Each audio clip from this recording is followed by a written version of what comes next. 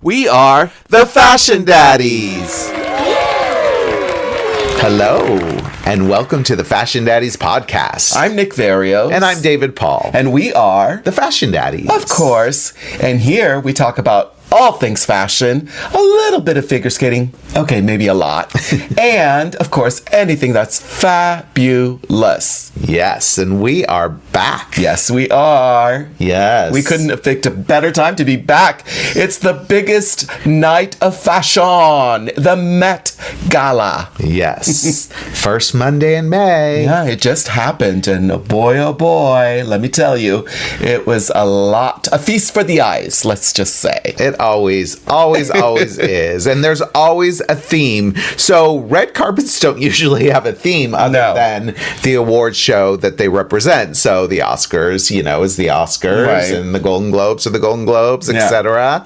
But, of course, Miss Anna Wintour has to have a theme to go along with the red carpet. Of course. That was what? Well, the exhibit of the museum of the Met Gala, this year's exhibit, is costume art, where basically it places fashion on the same pedestal as actual art. And it opens May 10th of this year, coming up, and it runs through January 10th of 2027, and Daddy David and I hope to somehow make it back to New York. We just got back because we filmed Project Runway season 22. So there'll be a lot of that in the future, let me tell you. But anyway, hope to be back to actually check out the exhibition, right? Yeah, hopefully, because it looks like an amazing exhibition. So costume art was the name of the exhibition, but the theme, the dress code, is fashion is art, which, in typical fashion of Anna Wintour and Company and Co., it leaves a lot of room for, how you portray this, how you portray fashion is art, So, and there's always been previous Met Gala codes, and people just kind of run the gamut of how to dress like that. Well, for this one, for fashion is art, there were a lot of obvious homages, like Hellenistic draping, of course, the anatomical body, naked or almost naked, let's just say, sculptural fashion, I would say, and some people dress like a piece of art. Hello, Heidi Klum. Yes. I saw a lot of ethereal, so a lot of floaty, chiffony. Okay. The religious iconography, I felt was a theme. I guess that's there's a lot of rooms at the Met devoted to that. Let's just say, so there was a lot of that, and then there was just a lot of people who just dressed up like as if they were just going to another Golden Globe Awards show, like pretty gowns, but there was no theme to those gowns. I mean, I could name some of the people, but it was just like, okay, that's just a gown, and it's not really something relating to art. So it was kind of a miss, I would say. It's just the safe route. But why would you go safe? It's the Met Gala. Yeah. I mean, literally on Project Runway, we use this as almost a suggestion of how to design something that is avant-garde. Or per se. Over the top. Or over the top. Yeah. So safe does not equal that. No. So, sorry. So that's a miss. Yeah. Okay, so let's start with some of the themes or maybe trends that we saw. Yes. And of course, showing the body, because that's part of the anatomical art and sculptures, and we saw a lot of Hellenistic draping. Yes. Ode to all those sculptures that you see at the Met Museum. And of course, this is one of those red carpet galas where we see more models than usual. Because it's a fashion event. So at the Oscars and all the other award shows, it's actresses. Right. Occasionally a model will show up. Yeah. But this is a lot of models. Yes. And of course, models, because of their figures, tend to show the body Oddy Oddies. Yes. And with this theme, it was like, hello, I am not gonna cover up. Let me tell you, because I got my 23-inch waist and my little 32-inch bust. best, and I'm gonna show it all. Yeah. So Body Oddy Oddy was a little bit of a trend, and we saw it obviously on models. Let's start with one who's also an actress, Suki Waterhouse. Gorgeous, stunning, statuesque. She was wearing a coral-colored jersey draped gown from Michael Kors collection, which with an open back, showing that teeny tiny waist and the figure and the rib cage and all of it. So it was a modern take on that Hellenistic draping, but it was also very 70s Halston-like. And Michael Kors, his husband, by the way, if you saw the video, was helping with the train in the back. I know. I didn't know he did all that. I know. It was great. Yeah. I mean, Michael knows how to make a gown. Yeah. Obviously. Yeah. And it was beautiful. And nothing drapes better than jersey. I'm assuming it was silk jersey. Yeah. And you could see the weight of it with those back falls that just draped. It was gorgeous. The goatee in the back. Everything. It was drama, but again, Body Oddy Oddy. Another model, Vittoria Ceretti, she's the girlfriend of Leonardo DiCaprio. Oh. Yeah. Okay. We kind of realized that at the Olympics. And she wore a very, very uber sexy dress. I guess you would call it. Yeah. Barely there kind of dress from Carolina Herrera. Really? Yes, of all things. Carolina Herrera is known for the madrileño look, which is, the aristocracy, elegant lady who lunches, trust funder gal who likes to go to Madrid and hang out. But this was not that. No. Open back, showing the rib cage again, just uber sexy, and it was just like, I would have never guessed it was Carolina. No, and it's designed by Wes Gordon, not Carolina Herrera, who has retired. Right. An interesting choice. Yeah. Clearly going for probably what she wanted. Yes. As opposed to dictated by the house codes, which there were none. No, forget that. Yeah, for sure. It was more Madame Grey, sexy Madame Grey. Yeah, Madame Grey for the Gen Zers. Yeah. Okay, the last one, of course, Irina Shayk, model. You have to see the image. Oh, lordy. I think somebody said that she was wearing the teeniest, tiniest, the world's tiniest bra. And it was designed by Alexander Wang. It is a diamond encrusted bra. I don't know if it was actual real diamonds. And very low slung mermaid skirt. Now, I know that, this late 90s, early 2000s low slung skirt, jeans, pants, that's all back. Yeah. But this was like that close to her cha-cha. Yes. Like, it was just like, wow. And looking at this bra top, you do see it's all beaded or really rhinestones. I wonder if it is diamonds. It could be diamonds. It looks like diamonds. It looks like a diamond necklace on her. It may be real diamonds. Yeah. And it has little diamond nipples. Which I will say was another big trend. Diamond nipples? That was a trend? Nipples in general. Oh, yeah. Yeah. Just sculpted nipples. So, yeah. Are you going to give that look? No. This coming this summer? No sculpted nipples? No. But, more than happy to see Connor's story or any others. Yeah, me too. We'll leave it to them. Yeah, let's put a vote. Do you want to see Connor's story's sculpted nipples? I do. All right, men. Speaking of men, crop jackets. It was one after another, and I'm kind of wearing a little crop jacket myself. Hi, hello. We just saw it on a lot of guys, so go take a look at the photos. They were all there. Let me just run a list. Jimmy Butler, he's a basketball player.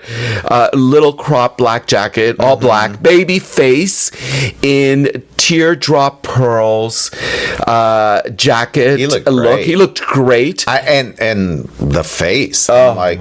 Jesus.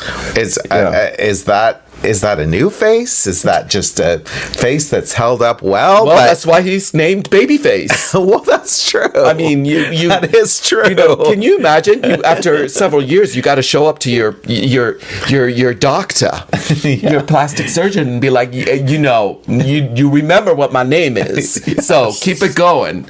And it was a design by Laquan Smith. Oh, and I think it was inspired by the girl with the pearl earring, that painting. Okay. So love the crop jacket. Yeah.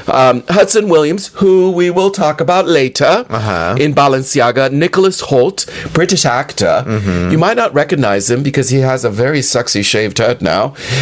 Cropped jacket against Skepta, the Nigerian MC and rapper, in custom brown suit featuring embroidered versions of his tattoos across the fabric. But again, crop jacket. Patrick Schwarzenegger in a futuristic tuxedo look from public school, and a cane. And Raul Alejandro, Puerto Rican singer, in Saint Laurent. A lot of crop jackets. Yeah. We're going to see them if they are not already on Nova. Is it called Nova? Fashion Nova. Fashion Nova. Nova Men. Click on it. Yeah. And ASOS. It's all about crop jacket. I think that, like, this isn't so crop, but crop jacket works on tall, lean, muscular boys. And I think, like these boys, it's a way for them to show body, right? Because it gives you show that waist, you show the booty, it emphasizes the broad shoulders with the padding up top. So it was a nice trend. It was a trend that was a bit overwhelming, and who knew? I'm sure none of their stylists thought everybody on the red carpet was going to show up in a crop jacket. But it is in the water. Yeah. In the menswear design sphere water, where the crop jacket is the jacket. That, and again, the double-breasted jacket, which I love. Yeah. I mean, those were the two that were seen on at the Met Gala. Okay, moving on, Daddy David, do you want to talk about some of the actual guests who nailed the theme of fashion is art? Yeah, let's talk about the ones that got the theme right, which is not easy to do. I was saying that it's a very fine line between doing the theme, nailing the theme, without becoming costumey or kind of a train wreck, as opposed to just giving up, like you were saying earlier, and just doing a red carpet gown. Right. So it's not an easy feat. No. And that's why I think many of them don't even try. And the ones that do and get it right are the ones, so a lot of times it's worth the risk. Yeah, I think it is, definitely. And if you're going to do a risk, do it here. Right. At the Met Gala. Exactly. So. And I think some of them are very excited to do something like that, because you don't get that opportunity on a regular red carpet. All right, so let's start. Who was one of your favorites? Well, I think both of us really liked Lisa. Yes.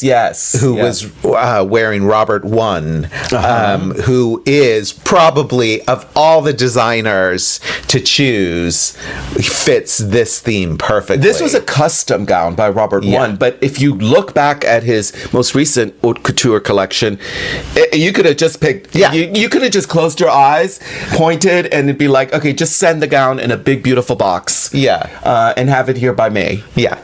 Because it was, in his collection, he did a lot of these sculptural arms, and I mean, it was just, a great, stunning collection, and it was wearable art. And she did it. And so what did it look like? Well, it was white, and she actually had, I think she said that they sculpted her own arms. Like digitized and 3D printed. 3D printed, created her arms, and they were placed upon her body, on her shoulder, holding up a veil on one hand, and then the other arm holding up the veil on the other side, and just a huge veil. I mean, it was almost like this sculptural art bride, per se. And there were crystals on it. It was all hand done, and it was haute couture. And it was wearable art. She was walking in and creating a moment. Yeah, and it looked like she was holding her arms above her head in a very dance pose, right, which held the chiffon up. Mm-hmm. So if you just didn't notice her real arms that were down by her side, you thought she was holding up that chiffon the whole time. And, you know, how wonderful for her to not have to hold her hands above her head the whole time. The whole time. And still have that look. So it was great. Really, like I said, nailed the theme, but still looked beautiful. Yeah. And red carpet, perfect. All right, the next one. Who do you think? Oh, well, Hailey Bieber. One of my favorites, for sure. Because, of course, I instantly recognized the look and at least the inspiration. And I have to say, I'm kind of shocked they actually didn't go back into the Musée de Yves Saint Laurent and borrowed the actual from the archives. But I'm sure they probably, the Pierre Berger Foundation doesn't even allow that to happen. Yeah. So then Yves Saint Laurent company has to recreate it. But this was a recreation, a gown inspired by his two scandalous sculpted designs from his 1966. Okay? That is 60 years ago. Wow. Look it up, kiddies. Because you need to know the fashion history, where Yves Saint Laurent did these two gowns for his haute couture collection. And imagine the scandal it caused in 1966, where he collaborated with sculptor Claude Lalande. Mm-hmm. And they were molded, bronzed bodices, and then the silk chiffon. And he just made two of them. And this was an inspiration from that. So I instantly got it. And I got the homage to an artist. Yeah. I got the homage from Yves Saint Laurent. Because let me just tell you, when I found out the theme, fashion is art, again, you literally could go to Yves Saint Laurent, the master, my God, my muse of fashion, and just pick anything. Because he was completely and utterly inspired by art. He collected art. Him and his former partner Pierre Berger had Picassos and Mondrians and everything. Yeah. And so there were so many of his designs inspired by that I was shocked that I didn't see more of it. Yeah. From Yves Saint Laurent, from the couture Yves Saint Laurent, from the actual archives. Yeah. And that he was one that, like I said, that was able to combine art as an inspiration, but make these beautiful wearable clothes. Oh. So this was a great gown. She looked amazing. I was very happy to see that while it was a modern interpretation, it stayed very true to the original. Right.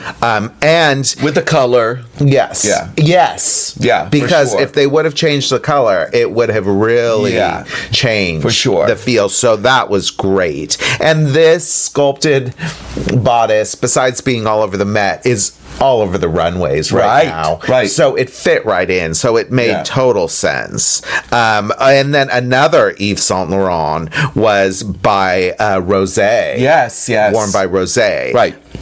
Which also drew inspiration. Yeah, from the archives of Yves Saint Laurent.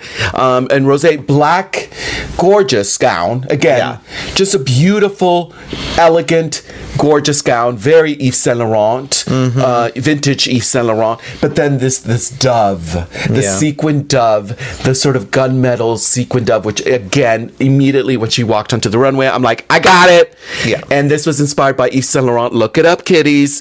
Spring, summer 1988 haute couture collection, where he featured designs from different artists, inspired by different artists. But this was Georges Braque, and known for the doves. Yeah. And so even though it was elegant, simple, and again, this could work at the Golden Globes, this could work at the Oscars, but I thought it was a delicate nod to, again, fashion as art. And once again, as a lover of Yves Saint Laurent, I was like, oh, yeah. Yeah, my one critique is that the doves in in the Yves Saint Laurent original pieces were up a little higher towards the face. Yes. The 3/4 shot, as we like to call it. Right. For the camera to catch near your face. Yeah. I would have probably liked it up there some way. Right. A little more artistic and avant-garde. This was a little safe for me. Yes. She looked gorgeous. And like I said, or Nick said, you could walk on any red carpet. It was almost like a brooch. Yeah. An oversized brooch, whereas Yves Saint Laurent made it an actual sculpture. Yeah. A piece of art by Lesage. Yeah. Yeah. Made by Lesage. Yeah. On the garment. Yeah. Itself. Okay, lovely. Okay, I think one of our favorites, right? You want to talk about her? Yes. Go. Anne Hathaway in, again, Michael Kors. Yeah. And she looks gorgeous. I mean, she never really gets it wrong. No. Talk about Devil Wears Prada. She made a bet with the devil and won on I Ain't Going to Age. Yeah. Right? Yeah. A little help maybe from from a few others. Yes. No. I mean, she always looks stunning. She has great style, great taste. And again, this was a perfect marriage of artist and designer and the actress, the person wearing it. Right. And he collaborated with an artist that I think he said he went to college with. Yes. I think he said he went to college with Peter McGough. Hand painted this gown. And once again, just take a look at the gown. It's a black strapless ball gown. The silhouette is very classic. Yeah. Very simple. Again, it could work at the Academy Awards, Golden Globes, but it just took it up a notch with that hand painted art. And when she turned around, there was a Grecian goddess or Roman goddess sculpture in the back as well. I thought this was perfection. Yeah. From Michael Kors, Anne Hathaway, she looked perfect from head to toe. The updo chignon, the perfect makeup, statuesque, the open, décolleté, everything about it. The black and white. The black and white graphic. Very graphic. Very graphic. Beautiful. Just up there with the best. Definitely one of the best. Yes. It's so sweet. Yeah. When she was being interviewed. Yeah. No airs about it. No. I think, somebody asked her, "Are you tired?" She goes, "No, this is good tired." Yeah.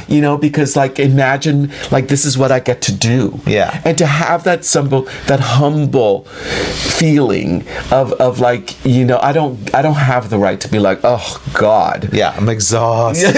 Oh, shut up. I can't take another minute of this glamorous life. Yeah. Exactly. No. Great. Thank you, Anne Hathaway, for being sweet. Okay, another one was Emma Chamberlain. Now, at first, I didn't know if I liked this. And there are parts of it that I didn't love. Okay. It was Mugler. Yes. By the new designer, who is Miguel Castro Freitas. Yeah. Okay. And what you learn, I think once I learned a bit more about the dress, that's when I really fell in love with it. And it was all hand painted.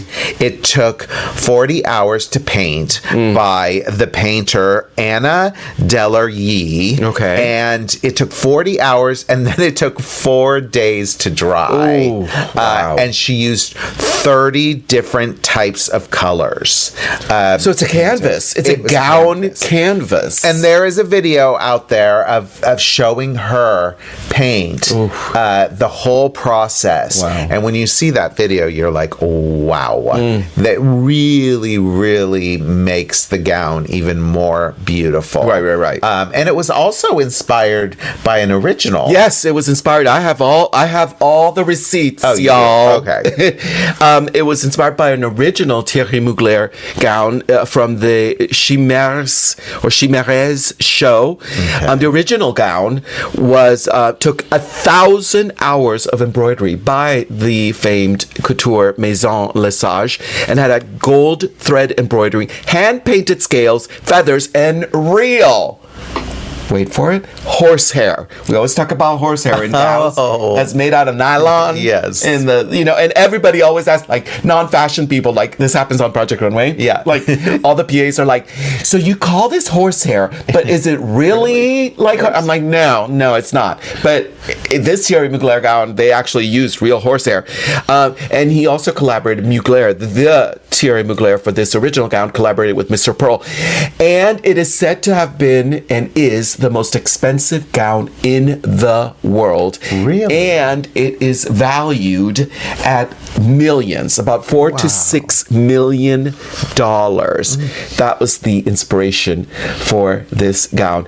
I saw the inspiration immediately when I saw it on Emma Chamberlain. Yeah, the colors. Yeah. I saw the colors that were in the original one. It was scales and it was sequins and it was all that embroidery. But the colors of it, it was just like a bird of paradise that you would find in the Amazon, but done in a couture manner. So I'm like, oh yeah, I see the gown. So again, I loved all the inspirations from original couture houses such as Saint Laurent, such as Mugler, that were sort of redone and updated for now. Yeah, it was beautiful. I think it was just like just a bit in the styling, which is it's her pixie hair that's bright blonde. And it had mesh all the way to the neck with long sleeves, which was there to allow for beautiful fringe at the wrist. Right. But there was just something about that, which is just so silly, that when I first saw it, that's what threw me off. Because your eye goes to the picking, on a red carpet of every little thing. And then once I learned the inspiration, I'm like, that is so silly. Yeah, it's gorgeous. You have to pull back. Yeah, you do. A lot of times you have to pull back and see the overall picture, the overall gown. I think you get wrapped up. You get so wrapped up, and I also think that because we just went through 2 months of filming Project Runway, and so we literally are right there when they're having the judges. Yeah. And so sometimes we, without realizing, we become Nina Garcia and La Roche, like we're sitting like 5 feet away from the designs and be like, oh no, we see that. And in moments like this, we just need to pull back. And really see what the reason is behind why they're wearing the story, which is important. All right, next up, I think one of our favorites, Beyonce, of course, one word, Beyonce. She shut it down. You were laughing because all of a sudden we're watching the live feed, and there's these guests that are on the red carpet. Well, it wasn't red, it was like, I don't know, beige.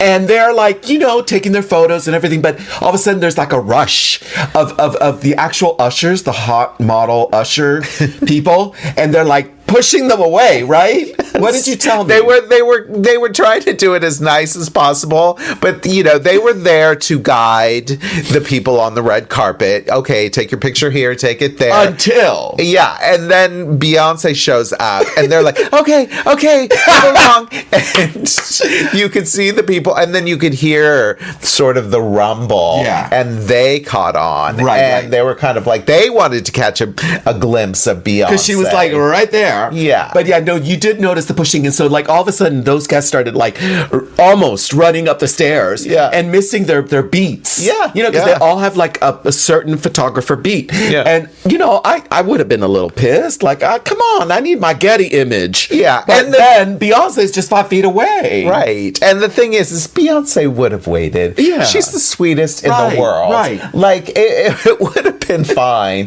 She would have been like, no, give them their moment. It's the PR people. Yeah. It's those other people that it gets all in their head. They're like, no, you gotta go. But anyway, she made her entrance, and boy, was it an entrance. It was a moment. It was like, it reminded me of Rihanna. Yes. When she walked in wearing that yellow, scrambled egg gown, cape, whatever. Yes. Yeah.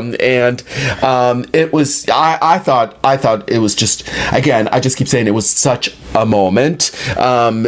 She wore a design by one of her favorite designers, Olivier Rousteing, who was formerly with Balmain. Mm-hmm. So I wouldn't say I guess technically he's unemployed. Yes. Yes, he is. But she did say that she wanted to support him because she's always worn him and he's been a supporter of her. And so for her to reach out to Olivier Rousteing, in semi-retirement, perhaps. Yeah, in between jobs, let's say. Thank you. And don't cry for me, Argentina. I'm sure he's fine. But it was, a skeletal sequence and a huge dramatic feathered cape. So that was that Rihanna moment. I don't know how much of a specific fashion is art. Yeah. I would say with this, you could say the skeletal, the body. It's the sculptural body. Sculptural, kind of thing. I don't know how many, skeletons I've seen at the Met. Yeah. But I still loved that it was like, okay, we done here. Yeah. It's Beyonce. Yeah. No, for sure. And she maintained her Beyonce aesthetic. Yes. While still showing the body, dipping the curves into the theme. Right. A bit. Like how much a bit? Like 30%, 40%? Yeah, I'm going to give it 30%. Okay. Yeah, I mean, it's Beyonce. She looked gorgeous. She said, this was a different one because she was there with her daughter, Blue Ivy. Looking cute. Looking great and appropriate. For her age. For her generation. Yep. I always say, like, pick, do your version of a red carpet gown. Yeah. And that was her version of it. It had a hoodie or like a jacket with a big collar, and it was cropped, and then like the gown and the little skirt gown. It was young, it was fresh. Yeah. This wasn't your mom's gown. Yeah. It was young and fresh. It was funny because her dad, Jay-Z, at one point he turned to her after she had done the photos down below and was ready to go up the stairs. He said, "You're going to take those sunglasses off, right?" Like that. Yeah, which is just so funny because, Jay-Z, the coolest guy in town. Yeah. And here's the daughter just wanting to be as cool as possible with these as cool as her dad. Yeah, with these dark glasses. Yeah. And he's like, "Take those glasses off." It's got to be a dad. Yeah, it was great. It was great. Again, for the Met, you live for those moments where somebody shuts it down. Yeah. And she did. Yeah. And so I think while I deduct points in terms of like, was it really like art inspired? No, not so much. But then those points are made up by the fact that she made a moment. Yes. There you go. Okay. Yes. Beyonce. Yeah, Beyonce did. Okay, a couple people that went for the theme, but I don't think really got it. Got it? Okay, go. Okay. Doechii in Marc Jacobs. Yeah. I mean, Oddy Oddy. She looked amazing. But I don't know. Maybe it was the bare feet with the henna. I didn't know. I mean, it is a form of art. I think it was sculptural. Maybe if I dove into a little bit more of the story, I would get it. Yeah. I just kept thinking about her barefooted through the whole gala. And like, there's so many people. There's no way somebody didn't step on her toes. No, I think somebody gave her some shoes when she got up there. You think so? Oh, no, I'm sure. Oh, my. You're not going to go barefoot. I can see her going barefoot the whole time. Guess what? What? She could go partial barefoot with the new Chanel Cruise sandals. Oh my God. Look those up. Those were a mess. And somebody gonna buy them. No. Oh, Lord. No. Okay. Doechii, not so much. Next. No. SZA, in reworked pieces from eBay. So clearly an eBay sponsored collaboration. They kept talking about that. 100 yards of fabric sourced from eBay. This was designed by Emily Adams Bodie Ajla. I'm sure I'm mispronouncing it. At first, Let me just say, I thought, this is very Bollywood, very Indian inspired, maybe Caribbean, maybe, a hybrid of Trinidad and Tobago, because I know like half the population is actually East Indian and the other half is, Caribbean, Black. Yes, so I kind of like, and I love the bright canary yellow, the color.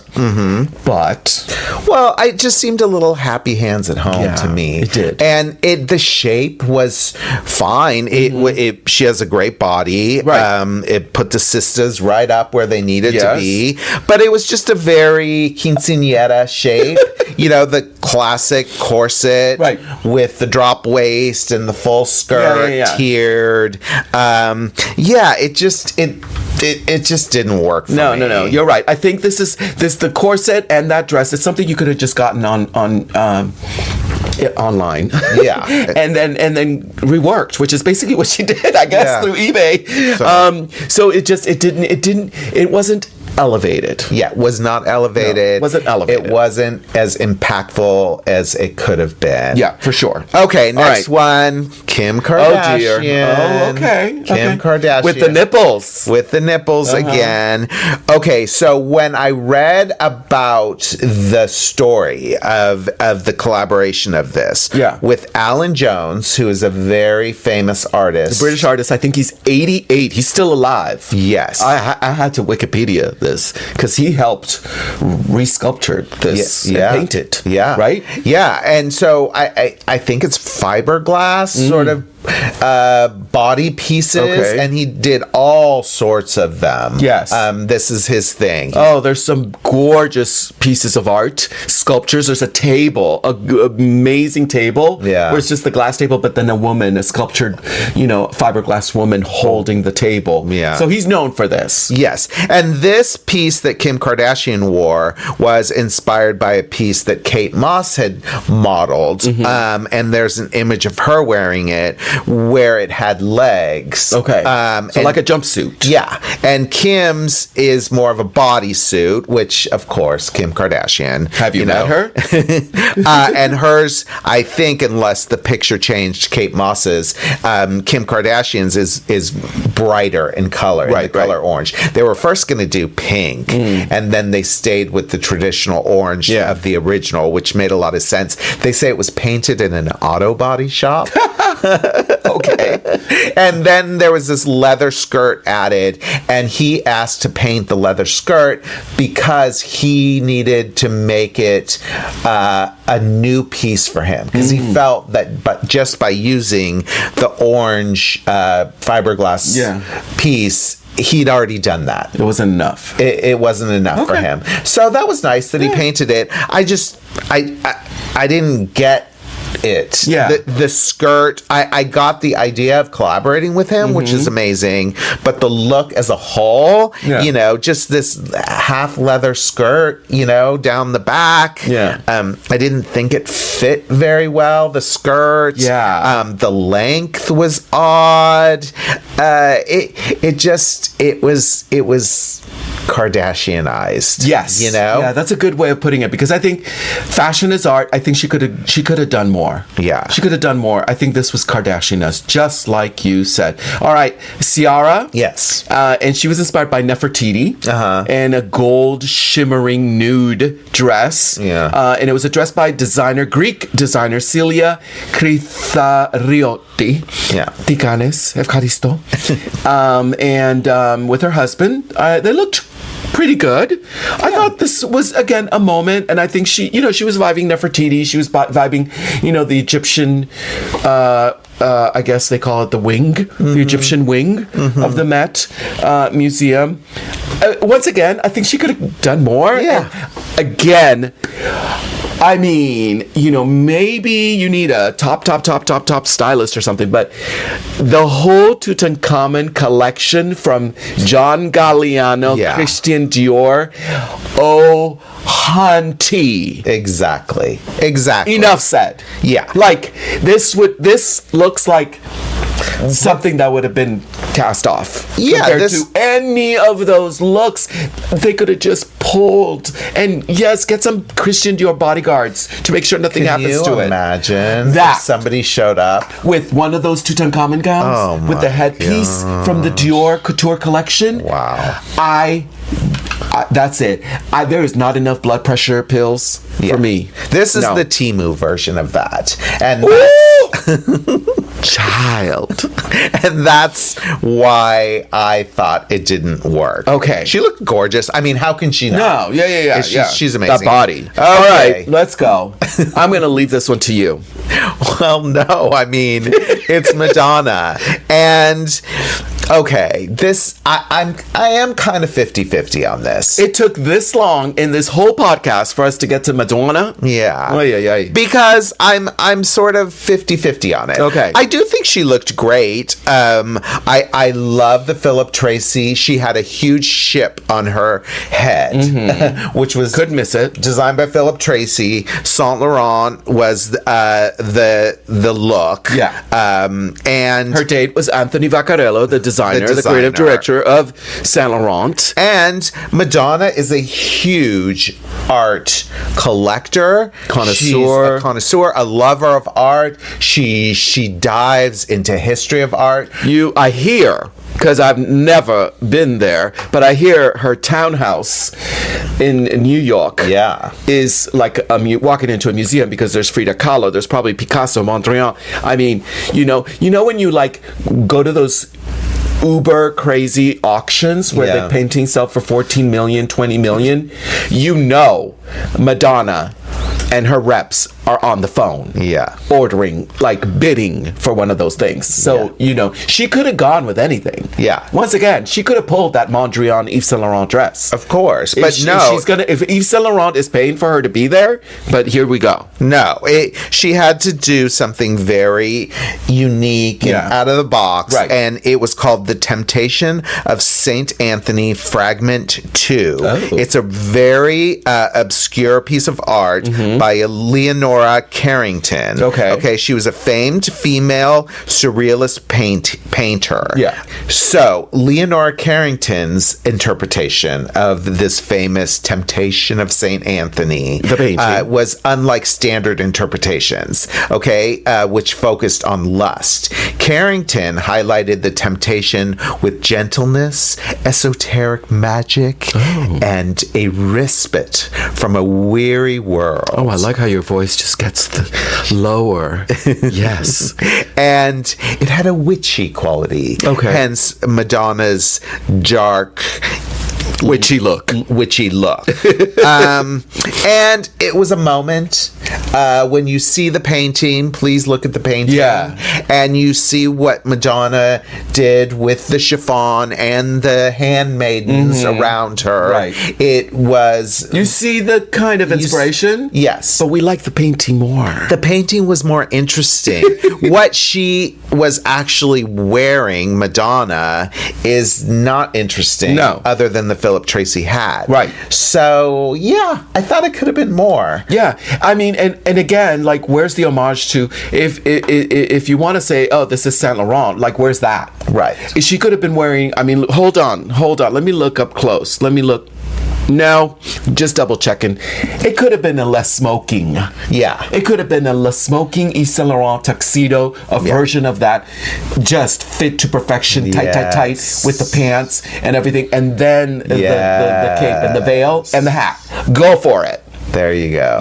But this, it gave me a little bit of Galliano. It certainly didn't give me Saint Laurent. So I like, once again, it's like, okay, it's kind of a throwaway there, but and not to pit our gay divas against each other. But where I will give Madonna credit, go for it, is that she created a huge moment, as she's known to do. Whereas Cher, who looked wonderful, she did. She looked great. She did. Just showed up as Cher. And when I mean that, I mean modern day Cher. Like, I wish she would have shown up as Cher, the performer Cher. And I think this was her moment to show the kiddies how you really wear nude. But she just Bob Mackie. I think she's done. She's over it. I think she's done. She was giving black leather motor jacket, and she's like, "Come on, kids, let's just get this over and done with. Let's just do this." And she said it when she was being interviewed that she was the first to wear the nude gown to the Met Gala. And she was. So she's been there, done that. She's done it all. She's the originator, and she's just like, I'm just showing up as Cher, looking amazing, but didn't bother. So I will give Madonna credit for continuing at 67 years old to give us a moment. And she did. Now she also has a new album coming out, so it's a moment to really promote. My favorite part was the models, and they were hired models. You could tell they were real like models that were like hoisting her veil, right? And so they like helped her up the stairs, and then all of a sudden, like 5 minutes later, you see them all trickling down, running down because they weren't invited. Madonna was, but they weren't. They had to leave. So anyway, that was kind of funny. All right, Heidi Klum. We got to talk about Heidi Klum. Only because she gave you sculpture. All hand done by, the person who does her Halloween costumes, prosthetic makeup artist, designer Mike Marino. At first, I thought she was the Statue of Liberty. I really did. And then, I realized. And I looked, I'm like, oh, she's one of them sculptures that you see at the Met, right? I forget the name of it, but it was a specific sculpture that she saw, and it very much was similar to that sculpture. I thought it was Statue of Liberty. Listen, is it more Heidi Halloween? Absolutely. But she, after working with her for months and months, she loves fashion. She loves to take a risk. She knows how to create a moment. Totally. She did. Everybody's talking about her today. And this look. And she has fun. She loves to play with fashion. And do these crazy things. And she did. She had a great time. Go for it. Amazing. Go for it. Okay. So, here we go. We're gonna do our best and worst, which is Oh Daddy. Oh, that's a good one. And No Daddy. I like that. All right, so let's start with the Oh Daddy. Oh Daddy. My Oh Daddy was Hailey Bieber. Oh, in Saint Laurent. I thought it was a perfect marriage of theme and gorgeous red carpet gown. The only thing she could have done better than this was wear the original, but it was my favorite. That was your Oh Daddy. Yes. My Oh Daddy was Queen Bee, Beyonce. Just I loved it. Again, it was such a moment. I was waiting for it, and I got it in Olivia Rousteing, Skeleton. Fabulous. Okay, so my No Daddy was Odessa Azion. Is that how you say it? Azion. Thank you. It was Gucci. The proportions were all wrong. Under boob was great, but there was too much. Then it was like a peplum corset with no skirt. I don't know. It just didn't work for me. Oh, okay. My No Daddy goes to, and I'm looking at it right here, Sarah Paulson. I know. She wore this gray, silver, I don't know what you would call it, shredded ball gown by Matières Fecals, French brand, and they do a lot of avant-garde. I understand the whole sort of shredded avant-garde gown, but here it looked like like a car just ran over her. And I love Sarah Paulson. I also love that she takes risks, no matter where. She could go to the Tony Awards looking, wearing an avant-garde dress.